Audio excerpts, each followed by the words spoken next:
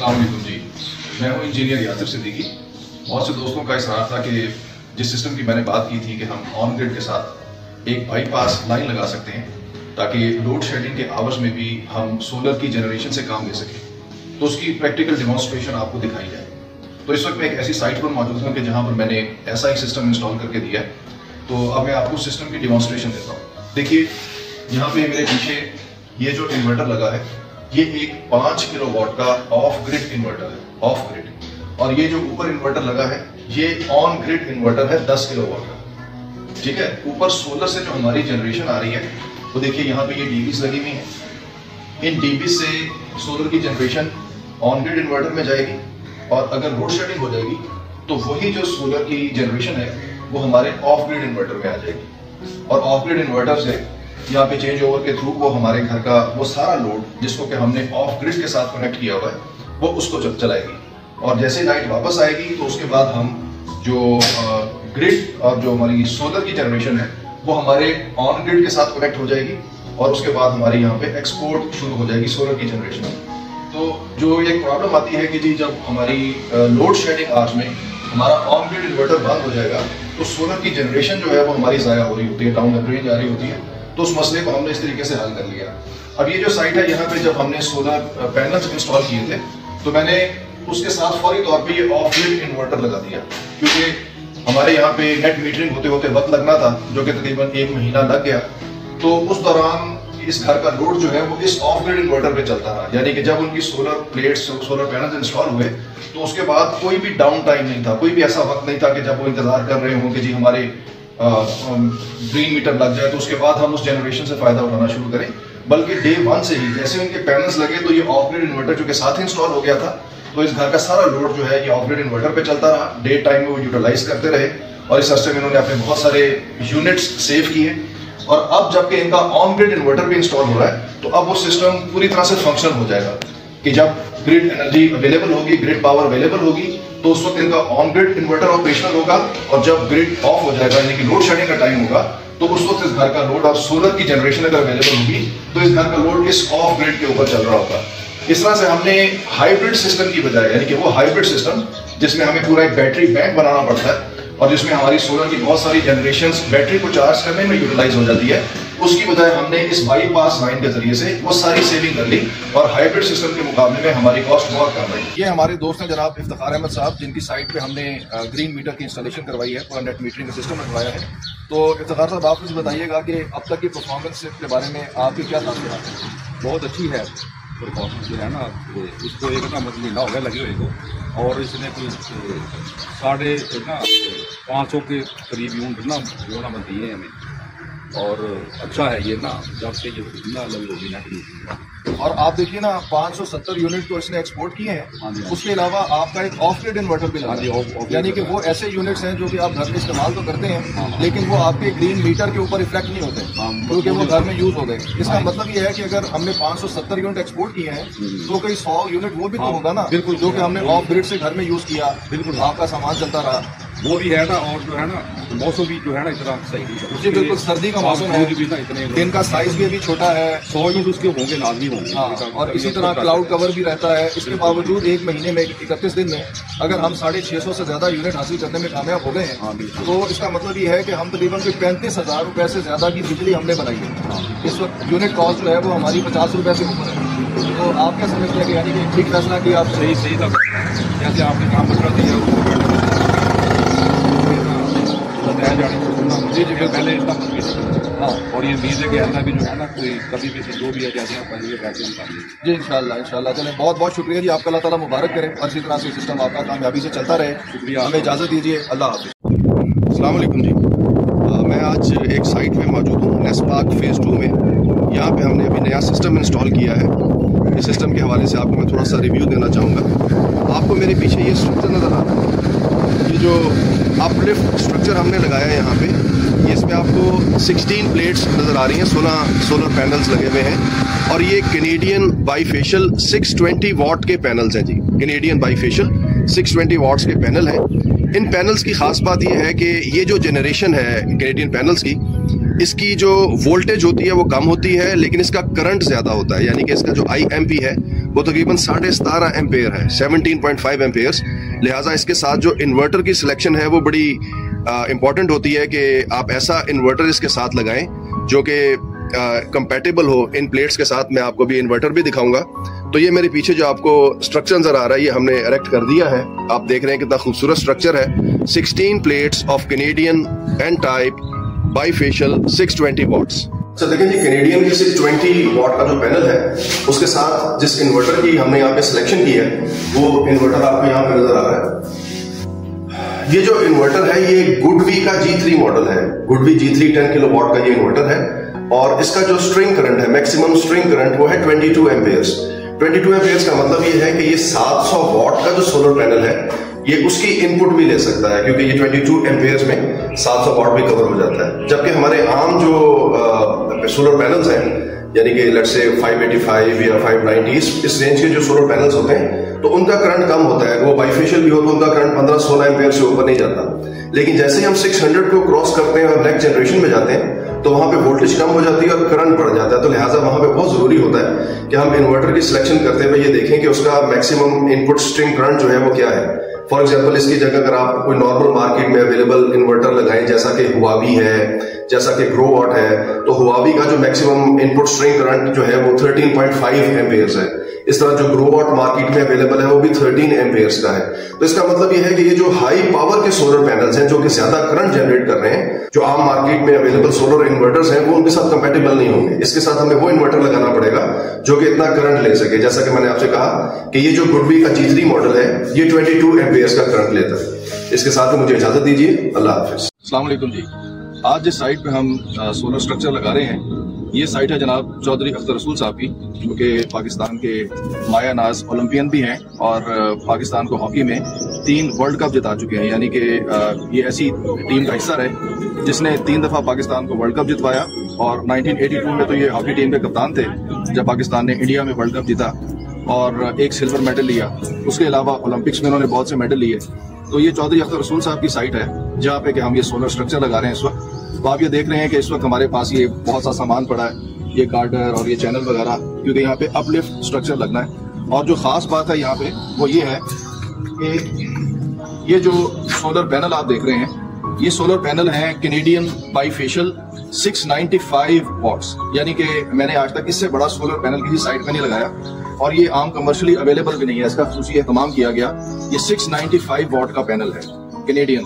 और जब ये पैनल अरेंज हो गए, चौधरी साहब ने अपने खुशी जराए से ये पैनल अरेंज कर लिए, तो उसके बाद जब इसके लिए इन्वर्टर सेलेक्ट करने की बारी आई तो हमें पता चला कि जितना करंट ये पैनल जनरेट करता है तो मार्केट में अवेलेबल कोई इन्वर्टर ऐसा नहीं है जो कि वो करंट ले सके। तो इसके लिए फिर इन्वर्टर भी स्पेशली अरेंज करना पड़ा। वो इन्वर्टर भी आपको दिखाएंगे हम, क्योंकि ये साइट हम लगा रहे हैं और इंशाल्लाह जब ये कंप्लीट हो जाएगी तो हम इस साइट का पूरा फंक्शन भी आपको दिखाएंगे। ये देखिए जी, हमारी टीम जो है ना ये स्ट्रक्चर बना रही है पैनल माउंटिंग के लिए। और आप ये देखें कि हमेशा की तरह ये बाकायदा धागा बांध के बिल्कुल ये, ताकि चीजें जो है वो प्रॉपर शेप में आए, यानी कि प्रॉपर राइट एंगल हो और एक दूसरे के आगे पीछे पिलर्स आए। अब यहाँ पे ये पिलर का स्ट्रक्चर बनाया जा रहा है। इसी तरह से ये आप देख रहे हैं कि हम ये लेंटर के साथ प्लेटों को टाई करते हैं। ये बेस प्लेट पड़ी हुई है, अभी इसको राउंड बोल्ट वगैरह लगा के लेंटर के साथ फिक्स किया जाएगा और इसी तरह से ये पिलर्स तैयार होंगे और ये स्ट्रक्चर इंशाल्लाह कल यहाँ पे प्लेटें माउंट हो जाएंगी, पूरा स्ट्रक्चर खड़ा हो जाएगा। इसके साथ ही इजाजत दीजिए। अल्लाह हाफिज।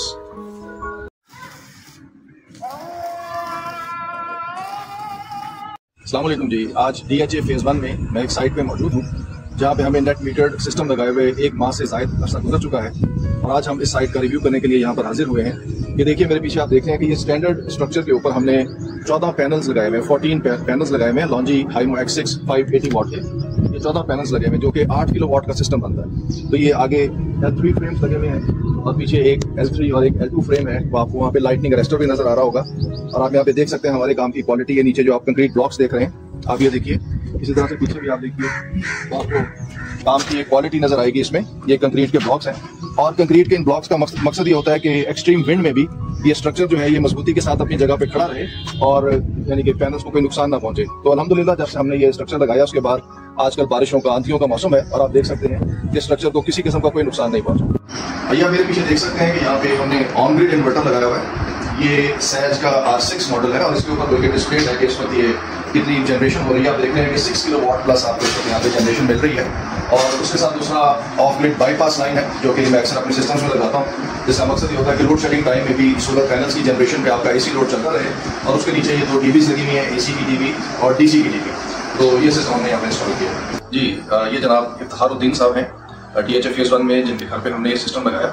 तो अब हम इनके तासुरात मालूम करते हैं। सर ये अब बताइएगा कि आपको हमारे काम की रफ्तार और काम की जो क्वालिटी है उसके हवाले से आपके क्या तासुरात हैं?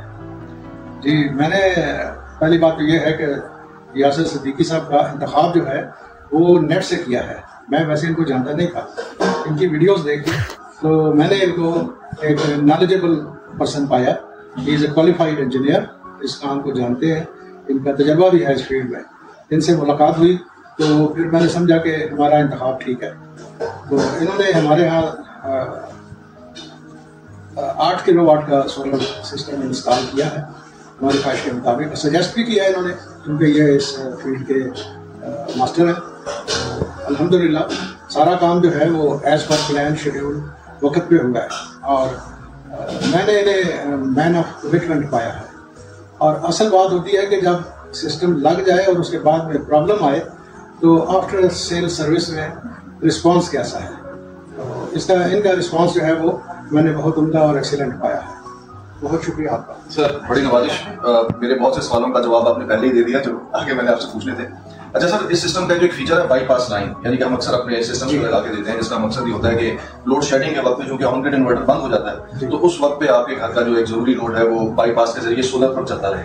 तो वो चीज आपने भी लगवाई, तो उसके हवाले से आप क्या फरमाएंगे कि उसने कुछ आपको यानी कि सहूलत फराहम की सिस्टम के साथ? जी, एक वक्त ऐसा आया था कि बिजली हमारे पास वापडा की तरफ से कोई 5-1 घंटे नहीं थी, तो वो एक बेहतरीन मौका था। इस पर दिन के वक्त सूरज भी अवेलेबल था, तो बाईपास लाइन हमने इस्तेमाल की और जो जो लोड उस लाइन के ऊपर डाला गया है वो बेहतरीन तरीके से सिस्टम ने परफॉर्म किया है। तो बहुत अच्छा पाया हमने। जी जी, बहुत शुक्रिया सर। सर, जिस तरह आपने अभी खुद आपने आगाज में कह दिया कि सिस्टम लगा देना तो एक चीज होती है और माशाल्लाह सिस्टम को लगे हुए 1 महीने से ज्यादा अरसा हो गया, तो आपको हमारी तरफ से रिस्पांस के हवाले से किसी किस्म का कोई शिकायत तो नहीं हुई? नहीं, कभी तौर पर नहीं। मैंने जैसे अभी अर्ज किया है कि आफ्टर सेल सर्विस में ये भी एक बहुत इम्पोर्टेंट फीचर है। असल रिलेशनशिप तो यही है कि बाद में दिक्कत आने पे आप कैसा रिस्पॉन्ड करते हैं, तो बहुत उम्दा पाया है। बहुत शुक्रिया सर, बहुत शुक्रिया, बड़ी नवाजिश आपकी। और इंशाल्लाह इसी तरह से आपके साथ this is my honest judgement जी जी जो मैंने कन्वे किया। जी जी, बड़ी नवाजिश, बड़ी मेहरबानी सर। इंशाल्लाह इसी तरह से आपके साथ ताल्लुक उस्तवार रहेगा। हमें इजाजत दीजिए, अल्लाह हाफिज। अस्सलाम वालेकुम जी। आज मैं एक ऐसी साइट पे मौजूद हूँ जहाँ पे मैंने 15 किलोवाट का नेट मीटर्ड सिस्टम लगाया और उसको चलते हुए तकरीबन 2 हफ्ते हो गए हैं। तो हम आज 2 हफ्ते का रिव्यू आपके सामने पेश करने लगे हैं।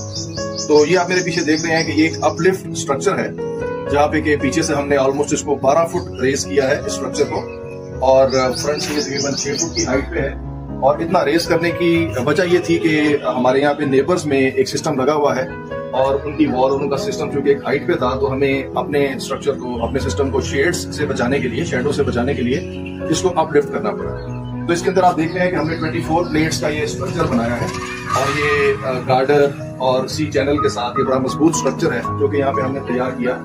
और ये प्लेट्स की हमने माउंटिंग की यहाँ पे। और अभी पिछले दिनों में चूंकि आंधियों का और बारिश का सीजन भी है तो बड़ी तेज आंधियां भी आई और अल्हम्दुलिल्लाह हमारा स्ट्रक्चर जो है वो बड़ी कामयाबी के साथ यानी कि खड़ा रहा और कोई किसी किस्म का इशू नहीं हुआ। तो इससे आप अंदाजा कर सकते हैं कि माशाल्लाह ये कितना साफ सुथरा काम हुआ है। आप ये देख सकते हैं ये कितना इवनली डिस्ट्रीब्यूटेड है। यहाँ पे हमने 12 पिलर्स बनाए हुए हैं। उसके अलावा इस स्ट्रक्चर में आप देख सकते हैं कि बड़ी मजबूती के साथ ये सारे पैनल्स को खड़ा किया गया और इनकी आपस में वायरिंग हुई। अब आपको हम नीचे चल के इन्वर्टर और बाकी साइड दिखाते हैं। जी, ये देखिए यहाँ पे हम आपको अपना इन्वर्टर दिखा रहे हैं। ये ऊपर आप देख रहे हैं कि सिलिंग का ये ऊपर 15 किलोवाट का सिलिंग का इन्वर्टर लगा है और इसकी ग्रीन लाइट ये बता रही है कि इसको बिल्कुल नॉर्मल मोड में ये काम कर रहा है। इसके साथ ये 2 टीवीज लगी हैं, एक डीसी की टीवी है, एक एसी की टीवी है। और इसके साथ वो स्पेशल चीज जो कि हम अपने सिस्टम्स में लगाते हैं जो कि 5 किलोवाट की बाईपास लाइन है। इस बाईपास लाइन का मकसद ये होता है कि लोड शेडिंग के आज में जबकि हमारा ऑन ग्रिड इन्वर्टर बंद हो जाता है तो उस दौरान आप अपने घर का लोड इस बाईपास लाइन पे चला सकते हैं। ये बाईपास लाइन बगैर बैटरीज के काम करती है। ये आपका एयर कंडीशनर भी चला सकती है और घर का बाकी दूसरा लोड भी चला सकती है।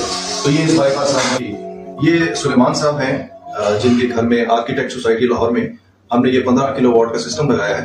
तो इसके हवाले से अब हम इनकी राय जानते हैं। तो सुलेमान साहब, आप ये बताइए कि ये जो हमने आपको काम करके दिया, 15 किलोवाट का सिस्टम लगाया, तो इसमें जो हमारे काम की क्वालिटी है और हमारे काम की रफ्तार है, उससे आप किस हद तक मुतमईन? मेरा ख्याल है जिस तरह की मेरी सेटिस्फेक्शन थी वो तो मैंने आपको फर्स्ट डे ही शो कर दी थी कि जब मैंने आपको एक मैसेज किया था, और उससे आपको अंदाजा हो गया होगा कि मैं कितना सेटिस्फाइड हूँ सिस्टम लगवाने के बाद, और जिस तरह से आपने गाइड किया सब चीजों के ऊपर, तो I am very thankful to that. बहुत शुक्रिया आपका। हमने आपके यहाँ पे एक अपलिफ्ट स्ट्रक्चर लगाया, क्योंकि आपके नेबर में जो स्ट्रक्चर था वो काफी हाइट पे था, तो उसको शेड से बचाने के लिए हमने पीछे 12 फुट की हाइट दी, एलिवेशन दी, और आपकी जो प्लेट्स हमने यहाँ पे लगाई वो बाईफेशियल प्लेट्स जी। और जैसा कि आप जानते हैं कि बाईफेशियल प्लेट्स जो हैं उनको जब अपलिफ्ट स्ट्रक्चर पे लगाया जाता है तो हमें कुछ एडिशनल जनरेशन मिलती है। तो क्या महसूस करते हैं कि अपलिफ्ट स्ट्रक्चर पे लगाने की वजह से आपकी जो जनरेशन है, जो कि आप एक्सपेक्ट कर रहे थे, उससे बेहतर मिली आपको? बिल्कुल ऐसे ही है कि जब हमने सिस्टम शुरू करने से पहले एक आइडिया जैसे लिया था कि जितना हम सिस्टम लगा रहे हैं तो लाहौर की वेदर कंडीशंस को देखते हुए तो उसमें 60 से 65 यूनिट्स हमारा अंदाजा था कि डेली प्रोडक्शन होगी, लेकिन माशाल्लाह से 80 यूनिट्स पर डे तक हमारा पीक जा रहा है अगर सनलाइट अच्छी है, टेम्परेचर अच्छा है, तो इट्स वेरी गुड जी, माशाल्लाह, जबरदस्त, बहुत शुक्रिया।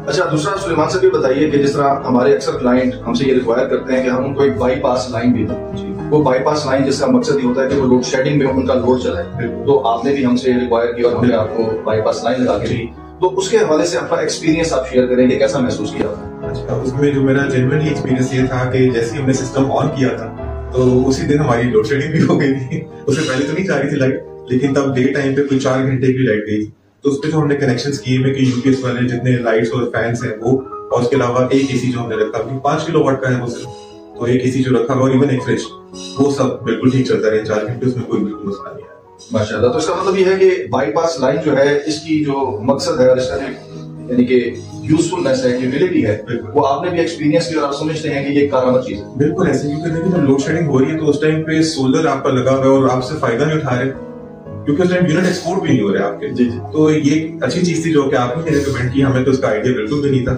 तो बिल्कुल बेनिफिशियल है।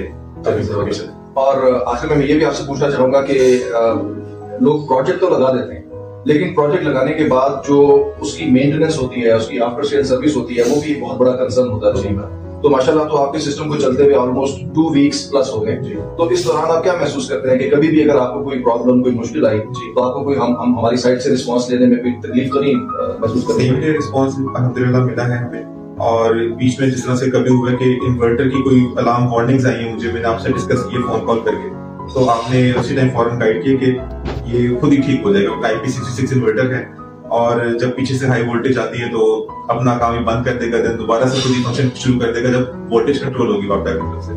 तो ऐसे ही हुआ था फिर, उसके अलावा तो बाकी और कोई जी। बहुत शुक्रिया, यानी कि हमारी तरफ से कोई आपका कंसर्न कोई। बहुत बहुत शुक्रिया, इसके साथ ही हमें इजाजत दीजिए, अल्लाह हाफिज। आज मैं एक साइट पर मौजूद हूँ जो कि F2 जौहर टाउन में मौजूद है। यहाँ पे हमने सोलर नेट मीटर्ड सिस्टम लगाया। मेरे पीछे आप ये स्ट्रक्चर देख रहे हैं, इसमें 14 प्लेटें लगी हुई हैं, 14 plates of Canadian Topcon and type bifacial 580 what की। ये 14 प्लेट्स हैं जो कि अपलिफ्ट स्ट्रक्चर के ऊपर हमने लगाई। अब यहाँ पे आप देख रहे हैं कि ये जो सिचुएशन है, तो यहाँ पे इस ज्योमेट्री के अंदर 14 प्लेटों का स्ट्रक्चर डिजाइन करना बजाय खुद एक चैलेंज था। तो अल्हम्दुलिल्लाह हमने इस स्ट्रक्चर को इस तरीके से डिजाइन किया कि बड़े अच्छे तरीके से आप देख रहे हैं कि सारी प्लेटें जो है वो माउंट हो गई विद इन द बाउंड्रीज, और माशाल्लाह मैक्सिमम इंसुलेशन यानी कि मैक्सिमम रेडिएशन लेती है यहाँ पे, जिसकी वजह से बेहतरीन जनरेशन दे रही है। तो आप ये देख रहे हैं कि बड़ा मजबूत स्ट्रक्चर जो है अल्हम्दुलिल्लाह हमने यहाँ पे लगाया जी। ये देखिए यहाँ पे हमने इसका इन्वर्टर लगाया है। इस सिस्टम की खास बात यह है कि यहाँ पे एक 10 किलोवाट का ऑन ग्रिड इन्वर्टर इंस्टॉल्ड है, और उसके साथ आप देख रहे हैं कि एक बाईपास लाइन है, यानी कि 5 किलोवाट की बाईपास लाइन। ये जो बाईपास लाइन है, इसका काम यह है कि लोड शेडिंग के आवर्स में जबकि आपका ऑन ग्रिड इन्वर्टर बंद हो जाता है तो इस घर का लोड इस बाईपास लाइन पे चलता है। अच्छा, जब ये यहाँ पे हमने सिस्टम इंस्टॉल किया, हमने पैनल्स इंस्टॉल कर दिए, तो हमने बाईपास लाइन फौरी तौर पे इंस्टॉल की, और उसके बाद हमारा जो ग्रीन मीटर था उसकी इंस्टॉलेशन में तकरीबन 3 हफ्ते का वक्त लगा। लेकिन उस 3 हफ्ते के दौरान भी हमारे जो सोलर पैनल्स थे वो आइडल नहीं रहे, बल्कि उनकी जनरेशन इस ऑफ ग्रिड इन्वर्टर के थ्रू इस घर का लोड चलाती रही। तो इस ऑफ ग्रिड इन्वर्टर का फायदा यह है कि कोई डाउन टाइम नहीं होगा, यानी कि अगर आपके सोलर पैनल्स के पास पावर अवेलेबल है और ऑन ग्रिड इन्वर्टर बंद भी हो या अवेलेबल ना हो, तब भी आप इस ऑफ ग्रिड इन्वर्टर के जरिए अपने घर का लोड चला सकते हैं। उसके बाद जब नेट मीटरिंग हो गई और ये ऑनलाइन हो गया इन्वर्टर, तो उसके बाद इस इन्वर्टर ने काम शुरू कर दिया, लेकिन फिर स्टिल जो लोड शेडिंग के आवर्स होते हैं उस टाइम में वंस अगेन आपका जो ऑफ ग्रिड इन्वर्टर है वो आपकी हेल्प करता है, आपके यूपीएस को भी चार्ज करता है, आपका एयर कंडीशनर भी चलाता है और आपके घर का बाकी लोड भी चला सकता है। अस्सलाम वालेकुम जी, आज हम डॉक्टर हुसैन नबी साहब के पास हाजिर हुए हैं। इनकी साइट पर हमने सोलर सिस्टम लगाया था और अब तकरीबन 3 माह मुकम्मल होने वाले हैं सिस्टम को लगे हुए, तो हम उसका रिव्यू भी करेंगे और डॉक्टर साहब से उनके तजर्बे के हवाले से जानेंगे कि इस पूरे सिस्टम के हवाले से उन्होंने कैसा महसूस किया। तो डॉक्टर साहब आप कुछ बताएंगे कि 3 महीने में अब तक आपका तजर्बा कैसा रहा? अच्छा तजर्बा रहा, खासतौर पर वो आपकी जो बाईपास लाइन है, जो आपका एक फीचर है, उसने बड़ा फायदा उठाया है। जब बिजली जाती है और लोड शेडिंग दिन में होती है, उसे मैनुअली ऑपरेट करते हैं, कम से कम लोड शेडिंग दिन में होती है, उसमें सोलर सिस्टम काफ़ी मैनेज कर रहा है। जी डॉक्टर साहब, देखिए बाईपास लाइन के हवाले से बहुत से लोग मुख्तलिफ किस्म के सवाल हमसे करते रहते हैं और अब चूंकि आप खुद उसको गुज़िश्ता 3 माह से इस्तेमाल कर रहे हैं इस बाईपास लाइन को, तो इस तरह मेरा एक मौक़िफ़ रहा है, मैं पहले भी लोगों को बताता था कि देखिए जी, जो हाइब्रिड सिस्टम होता है उसमें हम बैटरीज लगा देते हैं और बैटरीज की वजह से डे टाइम में आप सोलर पैनल्स की आउटपुट को यूज़ कर सकते हैं, लेकिन ऑन ग्रिड में प्रॉब्लम ये होती है कि जब लोड शेडिंग हो जाए तो ऑन ग्रिड का इन्वर्टर बंद हो जाता है, लिहाजा आपका जितना भी लोड घर का है वो बंद हो जाएगा, अपना एसी चला सकते हैं ना कोई बड़ा लोड चला सकते हैं, सिर्फ यूपीएस बाकी रह जाता है। तो बाईपास लाइन के इंट्रोडक्शन का मकसद ये था कि दिन की लोड शेडिंग में आपका जो बड़ा लोड है, जैसे आपके घर का एसी है या आपके घर का फ्रिज है या इवन यूपीएस है, तो ये चीजें आपकी सोलर पावर से चलती रहे ताकि आपका डे टाइम अच्छे तरीके से गुजर जाए। तो आप अपने 3 महीने की एक्सपीरियंस की बुनियाद पर आप क्या समझते हैं कि ये तजर्बा कामयाब है और क्या वाकई आप लोगों को रेकमेंड करेंगे कि वो ये बाईपास लाइन लगवाएं? हाँ, काफी कामयाब है। मैं इसको कह सकता हूँ कि मोर देन 90% कामयाब है। बस ये है कि हैवी अप्लायंसेस कभी कभी आप नहीं अफोर्ड कर सकते, जैसे एसी वगैरह, क्योंकि कभी जब बादल हो या इस तरह कुछ सिलसिला हो। अदरवाइज आपका जो बाकी का लोड है, पंखे हैं, ये दूसरी जरूरियात जिंदगी हैं, इलेक्ट्रॉनिक्स, फ्रिज चीजें, ये तो चलती रहती हैं और ये बड़ा अच्छा तजर्बा है, बड़ा अच्छा काम है। बाईपास से वो जो गिला है लोगों के लिए ऑन ग्रिड से लोड शेडिंग के दौरान काम नहीं होता, ये काफी हद तक दूर हो गया है, काफी हद तक मैं समझता हूँ वो कामयाब हो गए हैं उस मसले को कम करने। जी डॉक्टर साहब, बहुत शुक्रिया। डॉक्टर साहब देखिए, यहाँ पे मैं करूंगा कि अगर हाइब्रिड सिस्टम भी लगाया जाए और बादल आ जाए तो उसमें भी एक्चुअली आपका अगर एयर कंडीशनर चल रहा है तो उसका लोड सोलर पैनल से उठा नहीं सकते, वो लामोहला आपकी बैटरियों पे जाएगा और बैटरियां जो हैं वो ग्रेजुअली डिस्चार्ज होना शुरू हो जाएगी। तो यानी कि इस लिहाज से अगर आप देखें तो हाइब्रिड हो या ऑन ग्रिड हो, अगर सोलर पावर से आपने अपना एयर कंडीशनर चलाना है तो फिर वो कोई फर्क नहीं रहता, क्योंकि हाइब्रिड में भी अगर बादल आए हुए हैं तो फिर वो बैटरियों पे यहाँ पर लोड चलेगा। बिल्कुल। और इसी तरह ऑन ग्रिड और ऑफ ग्रिड की जो हम बात करते हैं बाईपास लाइन की, तो उसमें भी ये बेहतरीन फंक्शन तो उसी वक्त करेगा अपना जबकि प्रॉपर सनलाइट अवेलेबल होगी, और अगर सनलाइट नहीं होगी तो यकीनन आउटपुट ड्रॉप होगी, और जब आउटपुट ड्रॉप होगी तो आपको अपना लोड कम करना पड़ेगा। तो इस लिहाज से तो मेरे ख्याल में कोई डिफरेंस नहीं है। ऐसा तो कोई डिफरेंस नहीं है, लेकिन ये मैं आपको कहने का मकसद ये है कि लोड शेडिंग में जो एक हाइब्रिड का किरदार था और ऑन ग्रिड के को इसमें नक्स था या नेगेटिव डीमेरिट किया जाता था, वो काफी हद तक दूर हो गया। जी अल्हम्दुलिल्लाह, और यही हमारी कोशिश थी जी कि ऑन ग्रिड, फिर देखिए ना कि ऑन ग्रिड की जो ओवरऑल कॉस्ट है, यानी कि जिस तरह आपने खुद भी इसको स्टडी किया होगा कि सर जब हम हाइब्रिड सिस्टम लगाते हैं तो एक तो हाइब्रिड इन्वर्टर बहुत महंगा आता है, उसके साथ जब हम बैटरी बैंक बनाते हैं तो बैटरियां बहुत महंगी आती हैं, और फिर जब हम बैटरियां लगा लेते हैं तो फिर बैटरियों की मेंटेनेंस और रिप्लेसमेंट की कॉस्ट होती है, जिसकी वजह से जिस मकसद के लिए हम सोलर लगाते हैं कि भाई हमें बचत हो, तो असल में इवेंचुअली पता ये लगता है कि जी बचत कोई खास नहीं हुई, बल्कि बैटरी एक मुस्तकिल खर्च का एक जरिया बन गया, एक रास्ता बन गया। तो आप क्या महसूस करते हैं कि जब ऑन ग्रिड के साथ बाईपास हमने लगाया तो क्या वाकई इसने वो सारा बैटरी वाला जो एक दर्द सर था, हेडेक थी, उसको खत्म नहीं कर दिया? जी काफी हद तक खत्म कर दिया, बल्कि ऑफ ग्रिड का ये बड़ा अच्छा फायदा है हमें इसमें कि जब बिजली नहीं होती तो हमें एहसास नहीं होता कि हमारी बिजली गई है, हमारे काम चलते रहते हैं, हमारे मसले जो है ना वो हल होते रहते हैं। और ये बाकी तो फिजिबिलिटी जो उसकी ऑफ ग्रिड की हाइब्रिड की है वो ऑफ ग्रिड के मुकाबले में बहुत ही कम है।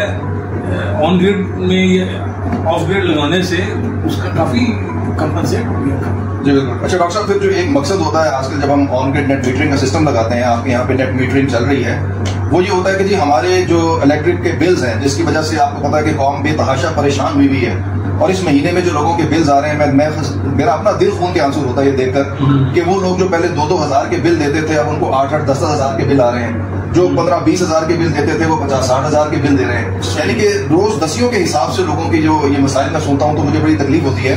तो आप ये बताइए कि आपका ये मसला हल हो गया नेट मीटरिंग के बाद?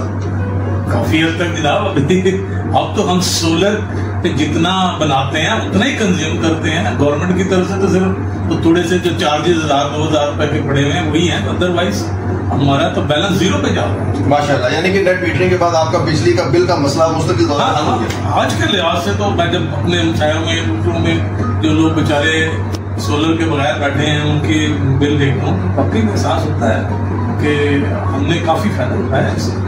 और डॉक्टर साहब, मैं आप काफी वक्त ले लिया। आखिरी सवाल जो मैं आपसे करना चाह रहा हूँ ये है कि आपने जो हमारा काम देखा और जो हमारी सर्विस आपको मैसर रही, उसके हवाले से आपके तासुरात क्या? मैं रिकमेंड करूंगा कि लोग आपसे रब्ता करें, आपसे काम करवाएं। मैं बड़ा मुतमईन हूँ और आपने दौरान काम भी काम के बाद भी अपनी सर्विस को एक अच्छे तरीके से मुझे पहुँचाया है। मैं मुतमईन हूँ और अल्लाह ताला का करम है, मैं आपको मशहूर भी हूँ। मेरा परवरदिगार आपको भी तरक्की दे और लोगों को भी आपसे फायदा उठाने की मौका दे। जी बहुत शुक्रिया डॉक्टर साहब। इसके साथ ही हमें इजाजत दीजिए। अल्लाह हाफिज।